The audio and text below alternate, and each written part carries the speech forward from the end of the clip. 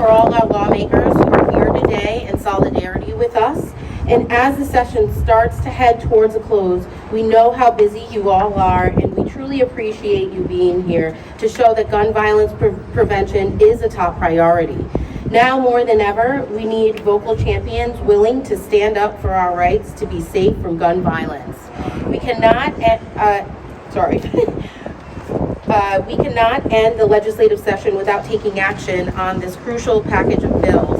And the number of legislators here with us today show what broad support these bills have. I'd like to ask all of our legislators and our elected officials present to gather around the podium as we hear from the following General Assembly leaders in this order. So Senate Judiciary Chair Cynthia Coyne, Senator Health and Human Services Chair Josh Miller, State Representative Justine Caldwell, State Representative Teresa Tanzi, State Representative Leonella Felix, and State Representative Karen Alzate on behalf of the Black and Latino Legislative Caucus.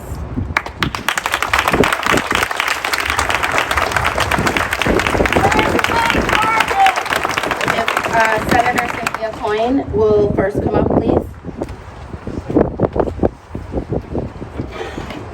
Thank you very much.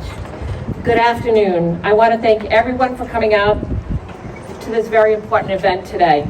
I'm pleased to welcome our general officers, so many of my fellow legislators, and many dedicated advocates who are here today. Their presence is a reflection of how important this issue is.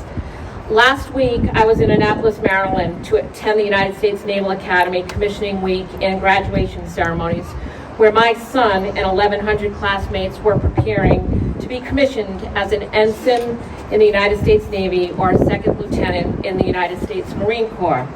On Tuesday, May 24th, as I was preparing to join my family and friends to watch the arrival of the Navy's Blue Angels, who were flying into Annapolis to honor the graduates, a gunman armed with an assault-type weapon entered Robb Elementary School in Uvalde, Texas, and over the next 78 minutes killed 19 students and 2 teachers.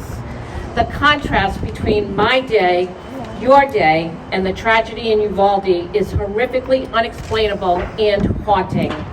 We will never know the many achievements that awaited those 19 children and 2 teachers, the contributions they would have made, the happiness and pride they would have brought to others, and the families that they had or might someday start.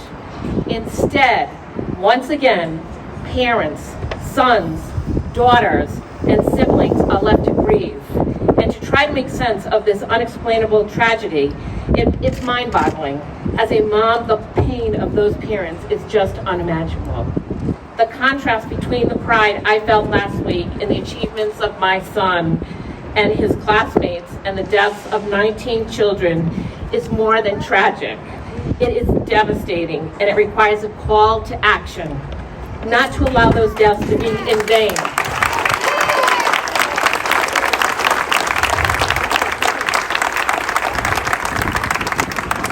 Now Uvalde joins a sad legacy with names like Columbine, Sandy Hook, and Parkland, among others.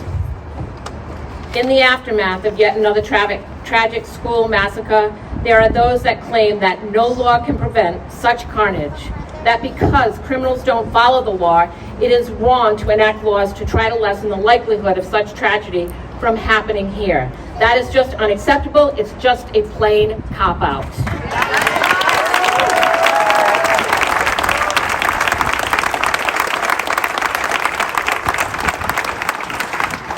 As government leaders, each of us has a responsibility to answer that call to action.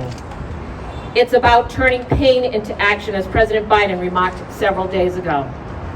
As a state senator, I've worked alongside many of you out here for gun reform through my time here in the Senate.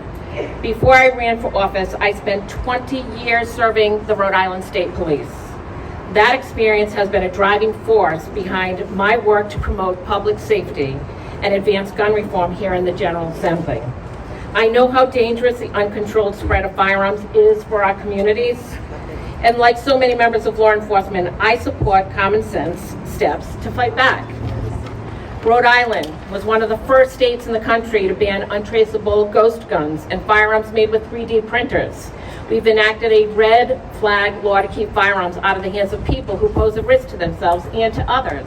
Yeah! And we have banned bump stocks to prevent weapons from being made more deadly through simple modifications. No more magazine capacity!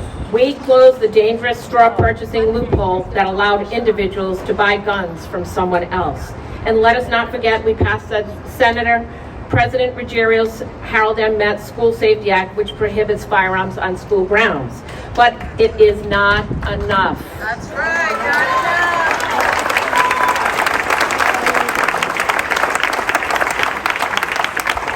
And we know that our work is not done yet. There are important measures currently before us at the State House here. I'm proud to sponsor the bill prohibiting high-capacity magazines, the ban on it.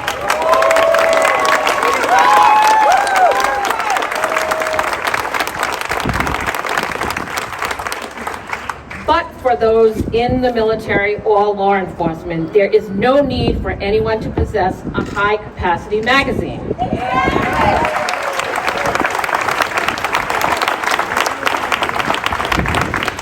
It's not designed to be used for hunting or sport. It is designed for only one purpose, and that's to kill another human being. Majority Leader McCaffrey has proposed prohibiting the possession of loaded rifles or shotguns in public. What possible justification is there for someone to walk down the road with a loaded shotgun?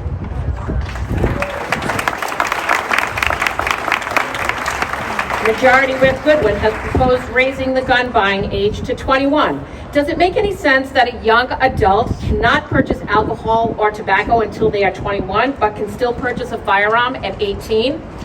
No.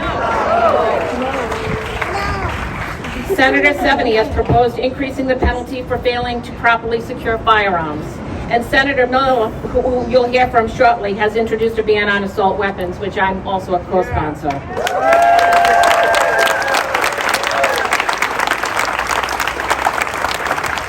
These are common sense bills. Make no mistake, of all the school shootings in our nation's history, there is a single common feature. The killer used a firearm. That is the issue we must address. As a mother of 4 children, a retired member of law enforcement, and as a responsible public official, I stand here with my colleagues in government and with all of you as a Rhode Islander to say the time for rhetoric has passed and the time to act is now.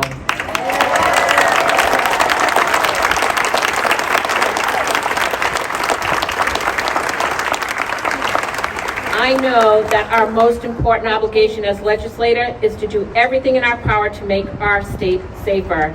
And as chair of Senate Judiciary, I promise you I will continue to do that.